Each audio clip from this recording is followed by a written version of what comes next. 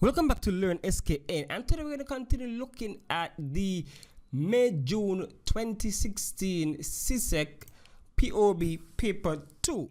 And this is a very interesting question. We had question number 2. We covered question number 1 before, so we had question 2 now naturally. And so before we jump into question 2, you know what to do. Like the video, subscribe to the channel, hit the bell, hit the notification bell, and like the video, and also subscribe to the channel. And don't forget to like the video and subscribe to the channel. Alright, so yes, so let's jump into it right now. Number 2. No, I said it's an interesting question because it's a lot of application this question is. So let's just jump right into it. Define the term conflict resolution. And so conflict resolution is, you know, whatever the parties take to quash or bring to an end the conflict that was before. But the textbook have a nice definition here. It said conflict resolution is a process used by management to arrive at a suitable position in which conflict is eradicated or reduced. Right? So it's the process used by the parties involved to arrive at a suitable position where the conflict is eradicated or reduced. So that's conflict resolution. It's resolved, or everybody gone away happy, or happy to some degree. So that's it, conflict resolved. So that's a definition you can use for that one, right? But that's 2 marks, 2 easy marks. Definitions, 2 easy marks. Then we have part B. Now part B. This one is a very, as I said, application heavy question. Describe how the following factors can be sources of conflict at a workplace. And so you realize that some of these things ain't really too textbooky. You can't really look in the textbook and find most of these things. So now you have to apply what you know to these questions. And so they said poor communication. Now, how can poor communication lead to be a source of conflict? Now, of course, communication needs to be effective. If communication breaks down, then of course there will be conflict. So if the messages that are sent are not received clearly, the feedback can lead to confusion, can lead to conflict. You might tell somebody something and they receive it poorly because of the way you said it, and then that in turn leads to some sort of conflict. So remember for communication to be effective, what was conveyed must be received on that level. So this is what we're talking about here. So it's all really and truly about a breakdown of communication that can lead to conflict. The message might not be received as it was intended, and as such, it can lead to conflict. Or based on what was given, the feedback might not be adequate. It might not match what was the input, and so that might lead to conflict. So you have to use your knowledge to understand how poor communication can lead to conflict. And you can also give examples, you know, of a boss might be talking to a worker and the worker receives the message in a certain way poorly, and then that in turn causes the worker to lash out at the boss. It's about the receiving the message. So you have to have, that's why you need effective communication, or else that can lead to conflict. Then we have underperformance. Now this one can lead to conflict on varying degrees. For example, underperformance there are 2 perspectives here, right? Just like communication, there's a sender, there's a receiver. For underperformance, you have the perspective from the supervisor or the manager or the boss, and then you have the perspective of the person being maybe assessed or evaluated, or even on a company on a whole. You see the different ways you can look at underperformance. It could be underperformance of the workers, it could be underperformance of the company. And so you can have conflict between the shareholders and the CEO. And then because of that, the shareholders might think that the CEO isn't really doing what's proper for the business. You might have issues, conflict arise, and then they kick out the CEO. Things like that, because the company is underperforming. And so a lot of persons getting angry, heads roll, underperformance. Or as I was saying before, it could be that you're evaluating a worker or assessing a worker, and then you declare them to be underperforming. Maybe to that worker, they're giving their best. That's their all. That's the output. But to you, they're underperforming. And so if you tell them that, of course, that can lead to conflict. Or in the same vein, perhaps something is off with that worker, and the worker is underperforming for a reason, but you as the employer or the friend or whoever didn't take the time out to ask a question, you jump to conclusion, and so because of the underperformance, that can lead to conflict. And so they have different ways you can look at this whole underperformance thing. Like I said, from a company perspective, from on the floor working perspective, you can look at it. You know, if the unit is underperforming, then, you know, conflict may arise between the manager and the units or the unit's head because they feel as though they're not pulling their weight, things like that. That can lead to conflict. So you can look at underperformance in a number of ways and get an answer from that. And of course, you have limited resources. Again, this one can lead to conflict because imagine you going to work and you expect to be presented with the equipment and resources needed for the job to get done, and you're short. They don't give you what you need. Frustration comes about, conflict comes about, because you're going to go and start cussing your boss and cussing the manager and telling them that how you expect me to work when I don't have this, don't have that, don't have whatever. Conflict can arise from that because of out of frustration. Also, limited resources again. The boss might be trying to, you know, save a pinch a penny, budget cheaply, things like that, cutting back on important things to the workers, and that can lead to confusion, conflict. Imagine they say they're cutting lunches, they're cutting certain benefits because of lack of resources. Of course, that can lead to conflict because they feel as though the employer is supposed to provide the resources for the employee to get their work done. Everybody getting frustrated, confusion, conflict can arise from that whole scenario. So you can see how limited resources can lead to conflict, from especially from the workers' perspective, where they feel like they're being shortchanged, underpaid, undercut, things like that. That can lead to conflict. So this one was a nice, interesting question because it's all about applying what you know. All right, good. C, distinguish between work to rule and go slow. Now, both of these are types of industrial action. When things go south and you cannot mediate, you cannot come to an understanding, then the union head say, okay, we're going to start with some industrial action, and one of them can be work to rule or go slow. Now, for work to rule, it simply means, as it suggests, you work to the rule. So right here you have them outlined. Work to rule.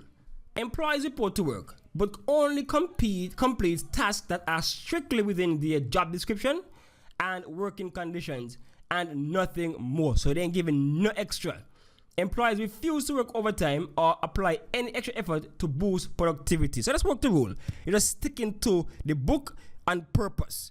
You know, there might be some ways you have some wiggle room, get things done a little better, more efficiently, but because the boss being stiff, you say, I'm gonna be direct and exact with this boss, and I'm gonna just do what the rules say, stick to the rule book, nothing more, nothing less. So you stick to your 8 hours, no overtime, nothing like that. You come in on time, you leave on time, nothing extra. You work according to the rule. The boss might ask you to do something outside of your job description. You refuse because that's not part of your job description, and they can't fire you because that's not the rule. That's work to rule. Now, go slow on the other hand. Employees report to work but deliberately discharge their duties at an extremely slow pace and so undermine output. As it said, say that's working, slow and lazily and gingerly. You walk instead of picking up the pace. You just walk. You're doing the work, You're doing the work, but at a very, very slow pace. You ain't in a hurry to get nothing done, and so your unit is not going to be as productive as it can be, or as efficient as it can be. And so that's the difference between the work to rule and the go slow, right there. So you distinguish between the two of them. Okay, good.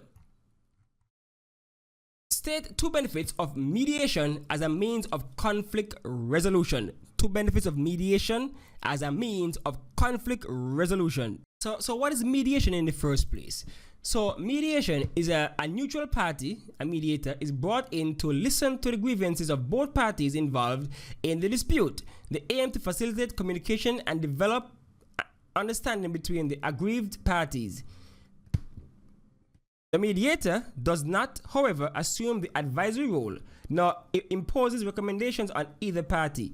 The final responsibility for settling the dispute rests with the 2 parties who decide which possible solution will suit their circumstances. So that's the mediation right there. Now there's two benefits of a mediator as a means. Now one, right off the bat, the mediator is neutral, right? The mediator is neutral, meaning it's a neutral third party, meaning he don't have a horse in the race. So there's nothing to gain by going one side or the other, because the mediator is neutral, and you know that no biases exist with the mediator. So that's one benefit right there. And next benefit is the fact that whatever the mediator meets with each party individually, right? Each party individually, here one side, here next side, then they try to bring them together to trash out things. So they hear both sides and then they offer recommendations. Now the mediator, one benefit is that what the mediator said doesn't necessarily go. The mediator just offer recommendations, and then the two parties now have to come to an understanding still based on the mediation process. So what they're saying here is that if both parties leave the mediation successfully, they're saying that each party agreed upon the outcomes, and so that conflict has been resolved in an amicable way, in a sense. Because if it was like arbitration or court or something like that, then the court or the arbiter would just hand down whatever they said. Okay, this is it, take that, right? They hand it down, a legally binding decision. They hand it down. So maybe one party might be unhappy still, while the other might be happy. That could happen. But when mediation is involved, both parties still have to come to an understanding. And so if both parties agree, then that means that both parties were part of the decision-making process, and so the resolution should be a lot more, how should I put it, more binding, it might be a lot more wholesome, because all members were involved in the final say, as opposed to a next way in which a court or somebody dictates whose side is right or wrong. So that's the next benefit of mediation, that the two parties still have to agree on what road they should take. And so it might sound a little contradictory, but that's still a benefit. The nature of mediation is such that recommendations of the mediator are not binding on either party. So you're not forced on either party. They are simply to provide independence and to help the resolution of the conflict. So again, it helps both parties see the errors of their ways, and so that might even be one of the best ways to get the conflict resolved, because both parties agree, say, okay, I say I was wrong here. Then they say, okay, yes, I might have been wrong. They could have done things a little better. Okay, yes. And then they agree and they go on the merry way. But with other methods like arbitration, where somebody says, okay, you were wrong, and so you have to pay him or whatever, one party still feels slighted. And so there might not even be any coming together after the arbitration or something like that. So that's why mediation has certain benefits. So let's say set benefits, we did that. To max. All right, let's see. Coming down to the last one. D. Explain one way in which management can use each of the following guidelines to enhance relationships between management and staff. Okay, good. So open door policy. What is an open door policy? That simply means that the manager, it is kind of literal in the sense that you have your office set in a way where it can be literal, but yeah, so you have your office set in a way that workers can just walk in and out and talk to you. Just come talk to you, sit down, talk to you, in and out. They don't have to knock on, they got 10 locks on the door, so you don't feel as though the manager ain't want you there, ain't want to talk to you. That's one way. But it can also be on a policy level where the manager simply say, okay, I'm always available for you to talk. Don't have to be literally open door, but in this way you then know that the policy is there, that the manager will hear you out. They will allow you to come, sit down, explain what is what, things like that. And so that's an open door policy. It builds some sort of camaraderie, some sort of, it enhances the relationship between the management and the rank and file staff, because the staff feel as though the manager understands them, concerned for them, have their best wishes, that they are their best wishes for them, and things like that, right? So that's one. The open door policy can enhance the relationship between staff and management, right? Because the staff feel as though the management are their best interest at heart. The management is for them. You can go and talk to them at any time. They're always there, always available. You have an issue, a grievance, you go and lay it out to them, and they'll hear you out, things like that. So that's the open door policy in a nutshell. Then you have the annual retreat. Of course, That's part of socializing. And Maslow hierarchy of needs. You have to socialize in the workplace to feel good about that. You build morale. And so that's one of the things right there. The things like annual retreats would build morale among the staff, build camaraderie among the staff. You go outside of the work setting, and so you get to see each other in a different light instead of the stuck up, tight boss. Your boss might let loose, drink a beer too, everybody feel good, talking, run some dominoes, and so you feel as though you can relate to your boss. Your boss is a human too, in a sense. You can relate to your boss now because all of y'all out there enjoying yourselves. And so that can build a relationship within a company that can enhance the corporate culture, make it feel a little more family focused and family oriented because you and your boss and everybody out there enjoying themselves. So that can build morale, get people closer, build camaraderie, make you feel as though your boss and you are on the same level in a sense, as in all of y'all, can be free like humans, things like that.